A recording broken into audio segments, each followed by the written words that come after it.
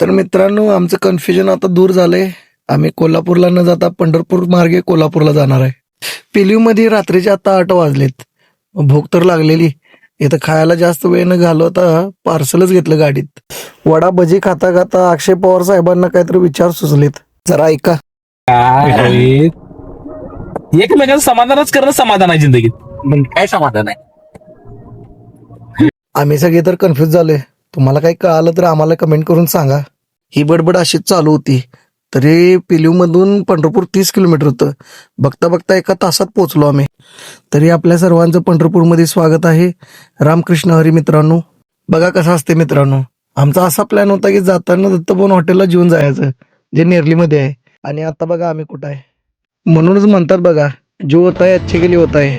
पंढरपूरला आलो म्हणून रोह्या शांत झाला, नाहीतर रडगाणं ऐकून ऐकून वैताग आलेला रोह्याचा. कधी घरला जातोय कधी घरला जातोय, आणि इथं आलो गडी शांतच की.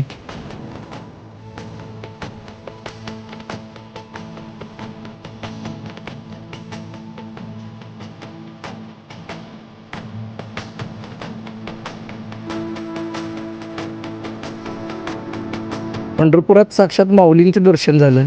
या माऊलींनी आम्हाला सांगितलं की इथं पाठ घासा म्हणून. लिहिले इथे दासने पाच कीर्तनली 360 बघ. मग असलं त्याला आवडाय त्याला सांग, त्याला आवडणार. या माऊलींनी अनेक चांगलं वाक्य सांगितलं.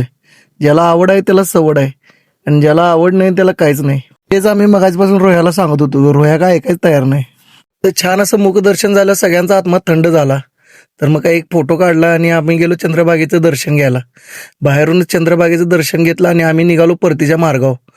हे बघा, कोल्हापूर आणि गोवा, इथून आपल्याला सांगोली मार्गे कोल्हापूरला जायचं आहे. त्याआधी जरा डिझेल टाकलं आणि श्री हरी या प्युअर व्हेज हॉटेलला पनीरची भाजी मागवली चांगली अशी. ती खाऊन जाव्या म्हणलो.